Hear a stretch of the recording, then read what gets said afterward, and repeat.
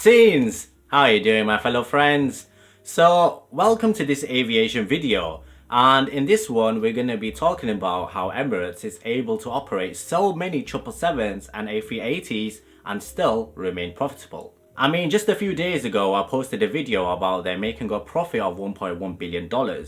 So think of this video as a follow-up from that one. But there's a catch. It will actually be me who will be doing the talking, but the video will be presented by my good friend and colleague George over at AvGeek. Now he's done thorough research on this topic and he will be presenting this video. So without further ado, let's begin with George. Thanks for the introduction, Naveed. So, hey guys, I'm George, the creator of AvGeek. I've always been interested in the fleet of Emirates Airlines and how it's possible for them to operate so many A380s. Especially ones with two-class configurations, which can hold 615 people. Likewise with their 777 aircraft, which can hold up to 442 passengers, as well as the future problems Emirates may encounter with the new planes. In this video, I'll be covering the main points, and you can find out more on AvGeek below, as well as other interesting analysis posts. It's obvious that the only reason Emirates can operate large aircrafts like the 777 and A380 is because they can fill seats on them. But how can they do this on all of their routes? Emirates' business strategy relies on the hub and spoke model of aviation. This means that they shuttle passengers from around the world into their home base in Dubai, before dispatching them to other countries around the world. If you look at their destinations, you'll notice that they're either well-developed first world cities or less developed emerging cities. We don't really see a middle ground in their routes list. The reason for this is that advanced and underdeveloped cities are both growing immensely with people and airports. Take Lagos as an example. This is an underdeveloped city that's booming. Its airport passenger numbers have doubled in a decade. The A380 also enables Emirates to only operate one route per day to the destinations, rather than multiple smaller aircraft operating the route. With exceptions like London, which sees 9 A380 flights per day, most destinations only see one Emirates aircraft per day. This saves money on landing slots and airport gates, whilst also allowing Emirates to operate fewer aircraft. It's also a bonus that Dubai's geography means that its A380 can fly almost anywhere, allowing long-haul connections. If people are on long connecting flights, the chances are they don't want to be waiting longer than 3 hours for their flights. This means that many planes all arrive at the same time, offering fast connections. Between 4:20 and 8:20 in the morning, 84 flights arrive in a time of 4 hours. That's a flight every 3 minutes. This means that the longest time a connecting passenger will possibly have to wait for is 4 hours. Emirates have 4 banks per day.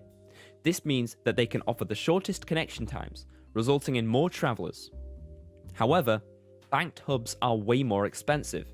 You have to pay for a lot of staff all at once and keep paying them throughout the day, whilst planes aren't even arriving. If you have a rolling hub, like for example Ryanair, then you will only use a small amount of resources steadily throughout the day. Emirates' fleet, in reality, mostly consists of the Boeing 777. The 777, along with the A380, allows them to adapt to changes in demand on major routes and service thinner routes where the 777 is the most profitable aircraft. If a trunk route experiences growth, Emirates can put another 777 on the route to gain those extra passengers, rather than fly a partially filled A380. If the route experiences a decline, maybe because of an economic crisis in the country or just the off-season, a partially filled A380 can be substituted with a 777. The 777 and A380 mix gives Emirates enough flexibility to capture as much profit from the market by mixing their capacity to match demand. Now, although Emirates had an outstanding annual report recently, they can expect to face challenges in the future. The most major of these is the rise of the ultra-efficient long-haul aircraft like the Boeing 787 Dreamliner. 10 years ago, if you were going to fly from Edinburgh to, let's take Kuala Lumpur as an example, you would fly through a hub like Dubai. There just wasn't enough demand to fill the large planes which operated long-haul routes. However, today, airlines can just operate a smaller aircraft like the 787 directly from point to point. This could potentially destroy Emirates' business model, as it would mean less passengers fly on connecting flights to only offer direct flights from Dubai. It does mean that even lower demand routes like Providence, Rhode Island to Kathmandu in Nepal, with a connection in Dubai. So, if you'd like to find out more about how Emirates can operate large aircraft like the 777s and A380s, visit the AvGeek site using the link below. I'll hand back over to Naveed now. But if you did like this video, then be sure to let us know in the comments below and over at avgeek.news. Thank you so much, George, for that informative and descriptive video. Remember guys to show him some love by heading over to AvGeek and subscribe to his mailing list and perhaps even read a few posts. Now if you enjoyed this video then give it a like, and if you have any thoughts then let us know in the comments below, and I'll catch you in the next video.